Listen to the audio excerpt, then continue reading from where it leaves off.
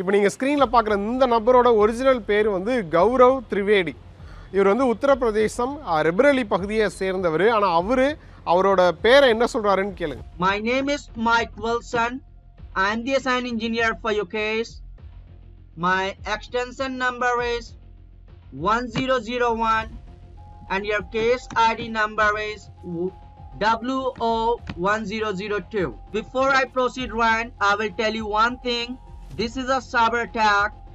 Hackers are connected, so there will be charges applicable, okay? So அவர் வந்து Mike Wilson அப்படின்னு சொல்கிறாரு. So இவர் வந்து ஒரு ஸ்கேமர், ஏமாற்றக்கூடிய ஒரு நபர். பட் இவரை ஒருத்தர் எக்ஸ்போஸ் பண்ணி இவரோட வீடியோவை இவரோட லேப்டாப்பில் இருக்கக்கூடிய கேமரா மூலமாக இவரோட லேப்டாப்பை ஹேக் பண்ணி அந்த லேப்டாப் கேமரா மூலமாக இவரோட ஆக்சஸ் எல்லாமே, இவர் சாப்பிட்றது, தூங்குறது, இவர் பேசிக்கிட்டு இருக்கிறது எல்லா வீடியோவையும் இப்போ ஷேர் ஆகிருக்கு. இது பயங்கர சோஷியல் மீடியாவில் வைரலாக போயிட்டு इருக்கு. माइकल मम्मी तब गाँव है जब इंसान शांति से रहा करे, हर चीज करा करे. Can see you. Yeah, you're wearing a gray shirt right now. You're wearing a gray shirt, right? Your name is Gaurav Trivedi. You're wearing a gray shirt right now. Why are you hiding? Why are you hiding, Gaurav? Why are you turning the camera around? Gaurav, look, that's you, right?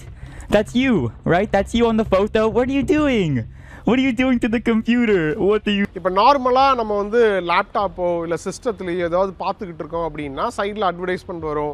ஏதாவது website பார்த்துக்கிட்டு இருக்கும்போது நிறைய pop-up வரும். தெரியாமல் அதை click பண்ணிட்டோம் அப்படின்னா நிறைய விண்டோஸ் வந்து ஓப்பன் ஆகும். ஸோ அப்படி ஏதாவது ஒன்று நமக்கு தெரியாமலே நடக்கும்போது இல்லை நமக்கு தெரியாமல் எதாவது கிளிக் பண்ணும்போது என்னாகும் அப்படின்னா திடீர்னு நம்ம ஸ்க்ரீனை பிளாக்டு, உங்கள் ஸ்க்ரீன் வந்து பிளாக்ட் ஆகிடுச்சு, உங்கள் சிஸ்டம் வந்து பிளாக் ஆகிடுச்சு, மைக்ரோசாஃப்ட் டெக்னிக்கல் டீமை கால் பண்ணுங்க, இல்லைனா இந்த நம்பருக்கு கால் பண்ணுங்க அப்படின்னு சொல்லி ஒரு கான்டாக்ட் நம்பர் கொடுத்துருப்பாங்க. Please call support immediately and do not shut down or restart your computer because it will spread the viruses more and all of your data will be deleted. Microsoft Security Alert. Your window is blocked. அந்த நம்பருக்கு கால் பண்ணீங்கன்னா எதிரில் பேசுகிற நபர் calling support. My name is Max and how can I help you? சொல்லுங்க, நான் எப்படி உங்களுக்கு ஹெல்ப் பண்ணுறது, நான் Microsoft technical support team. So எப்படி ஹெல்ப் பண்ணுறதுன்னு கேட்பாரு. நம்ம ஏதாவது சொன்னோன்னா உங்கள் சிஸ்டத்தை வந்து ஹேக் பண்ணிட்டாங்க, இதை வந்து அன்லாக் பண்ணணும், இல்லை ஹேக்கை வந்து அன்ரிலீஸ் பண்ணணும் அப்படின்னா நீங்கள் வந்து இவ்வளோ பே பண்ணணும் அப்படின்னு சொல்லுவாங்க. ஸோ உங்களோட சிஸ்டத்தையோ உங்களோட லேப்டாப்பையோ நான் ஆக்சஸ் எடுத்தால் தான் இதை பண்ண முடியும், அதுக்கு நான் சொல்கிற அப்ளிகேஷனை நீங்கள் இன்ஸ்டால் பண்ணுங்கள் அப்படின்னு சொல்லுவாங்க. குயிக் சப்போர்ட், எனி டெஸ்க், அந்த மாதிரி ரிமோட் ஆக்சஸ் அப்ளிகேஷனை அந்த அப்ளிகேஷன் நம்ம இன்ஸ்டால் பண்ணோம் அப்படின்னா நம்மளோட சிஸ்டத்தோட ஆக்சஸ் அவனாலையும் எடுக்க முடியும். நம்ம சிஸ்டத்தில் என்னெல்லாம் பண்ண முடியுமோ அவன் ஆப்போனண்ட்டில் இருந்து அவனாலையும் அதை பண்ண முடியும். அதுக்கு ஒரு கோடு ஜென்ரேட் ஆகும். அந்த கோடை நம்ம கொடுத்துட்டோம் அப்படின்னா அவனால் அதை பார்க்க முடியும், ஆப்ரேட் பண்ண முடியும். ஸோ அந்த மாதிரி பண்ணிவிட்டு ஒன்று நம்ம சிஸ்டத்தில் இல்லை லேப்டாப்பில் இருக்கிற டேட்டாவை அவன் திருட முடியும். அப்படி இல்லை அப்படின்னா ஏதாவது பேங்க் க்ரெடென்ஷியல் வச்சுருந்தோம் அப்படின்னா அதோட ஆக்சஸ் எடுத்து அது மூலமாக பணத்தை திருட முடியும். ஏதோ ஒரு வகையிலன்னு வைங்களேன். இதை எப்படி பண்ண முடியும், அதை எப்படி பண்ண முடியும்னு யோசிச்சா நிறைய போகும். நான் ஷார்ட்டாக சொல்கிறேன். ஸோ அப்படி தான் இந்த கௌரவ் திரிவேடியும் தொடர்ந்து பண்ணிக்கிட்டு இருந்திருக்காரு. தன்னோட வீட்டிலையே ஒரு ரூம் மாதிரி அமைச்சு இதையே தன்னோட வேலையாக பண்ணிகிட்டு இருந்தாரு. மோசடி பண்ணுறதையே வேலையாக செஞ்சுக்கிட்டு இருக்காரு. ஃபேக்காக மைக்ரோசாஃப்ட் சப்போர்ட் டீம் அப்படின்னு சொல்லி ஸ்கேம் பண்ணிக்கிட்டு இருந்திருக்காரு. அந்த நபரை டெக்னிக்கலாக தொடர்ந்து வீடியோ பார்க்குறவங்களுக்கு யூடியூப்பில் வந்து நானோ பைட்டர் அப்படின்ற பேர் வந்து உண்மையிலே கேள்விப்பட்டிருப்பாங்க. பட் தெரியாதவங்களுக்கு சொல்லிடுறேன். அந்த நானோ பைட்டர் அப்படின்றவர் வந்து தொடர்ந்து இந்த மாதிரி ஸ்கேமர்ஸை எக்ஸ்போஸ் பண்ணுறதையே ஒரு வீடியோ போடுறது தான் கண்டினியூஸாக பண்ணிகிட்டு இருக்காரு. Oh, you guys are scamming people. அதாவது அவங்களோட வெப்கேம் மூலமாகவே அவங்கள ஹேக் பண்ணி இவங்க யார், இவங்க ஸ்கேம் பண்ணுறாங்க, இவங்களோட லொக்கேஷன் இது அப்படின்னு சொல்லிட்டு அதை ஒரு வீடியோ போட்டு காவல்துறைக்கு போலீஸ்க்கு இன்ஃபார்ம் பண்ணுறது, அவங்க அந்த நபர்களை அரெஸ்ட் பண்ணுறது, இந்த மாதிரி நிறைய செய்திகள் வந்துருக்கு. இப்போது இந்த கௌரவ் திரிவேடி அப்படின்ற நபர் இந்த நானோ பைட்டர்கிட்ட சிக்கியிருக்கார். நானோ பைட்டர் தான் இப்போ இந்த வீடியோலாம் ஷேர் பண்ணியிருக்காரு. இந்த வீடியோ சோஷியல் மீடியாவில் பயங்கர வைரலாக போயிட்டுருக்கு. இந்த மாதிரி ஸ்கேமில், இந்த மாதிரி நம்மளோட சிஸ்டம் லாக்டுன்னு வர அந்த ஸ்கேம்லேருந்து நம்ம சிக்காமல் இருக்கிறோம்னா என்ன பண்ணணும் அப்படின்றதெல்லாம் தெரிஞ்சுக்கிறதுக்காக டெக்னிக்கல் பர்சன்ஸ்ட்டு நம்ம விளக்கம் கேட்டோம். அவங்க என்ன சொன்னாங்கன்றத பாருங்கள். தெரிஞ்சிக்க வேண்டிய விஷயம் என்னன்னா, லெஜிட்டிமேட்டா இருக்கக்கூடிய, ஃபார் எக்ஸாம்பிள் இப்போ ஃபேஸ்புக் உங்களுக்கு இந்த மாதிரி அனுப்ப மாட்டான். ஓகே, கூகுள் போறீங்க எவனும் இது அனுப்ப மாட்டான். சாட் ஜிபிடியோ வேற ஏதாவது யூடியூப் போறீங்க அந்த மாதிரி இடத்துல இது வராது, எந்த பாப்அப்புமே வராது. அப்படி வருது அப்படின்னு சொன்னா உங்க சிஸ்டம் ஆல்ரெடி வேற ஏதாவது தேவையில்லாத ஒரு சாஃப்ட்வேர் நீங்க உள்ள போட்டிருக்கீங்கன்னு அர்த்தம். ஓகே, வராது. ஃபர்ஸ்ட் ஆஃப் ஆல் வந்துருச்சு அப்படின்னா கூட நம்ம ஃபர்ஸ்ட் கவனிக்க வேண்டியது, இந்த மாதிரியான ஒரு அலர்ட் வந்து யாருமே கொடுக்க மாட்டாங்க. ஓகே, எந்த லெஜிட்டிமேட் வெப்சைட்ல இருந்து இந்த மாதிரி ஒரு அலர்ட் வரும், அதுவும் இவ்வளவு ஹை பீப் சவுண்ட்ல அப்படி வந்தா கூட ஒரு பாப்பப் வந்தா கூட அது என்ன அப்படிங்கிறது இருக்கு, இப்படி சவுண்ட் போட்டு எல்லாமே வராது. சரி, இப்போ வந்துருச்சு, வந்த உடனே என்ன பண்ணணும்? பயத்துல நான் அந்த நம்பருக்கு தான் கால் பண்ணணுமா இல்ல வேற ஏதாவது பண்ணாலே அது போயிடுமா? வந்ததுமே நீங்க வந்து ஜஸ்ட் க்ளோஸ் பண்ணி விட்டு எதனால இது ஆட் வந்தது அப்படிங்கறத நம்ம உட்காந்து செக் பண்ணாலே புரியும். மேபி நீங்க விசிட் பண்ண சைட் மோசமா இருந்திருக்கலாம், இல்ல தேவையில்லாத அந்த ப்ரௌசர்ல தேவையில்லாத ஏதாவது ஆட் ஆயிருக்கா அப்படிங்கறத செக் பண்ணலாம்.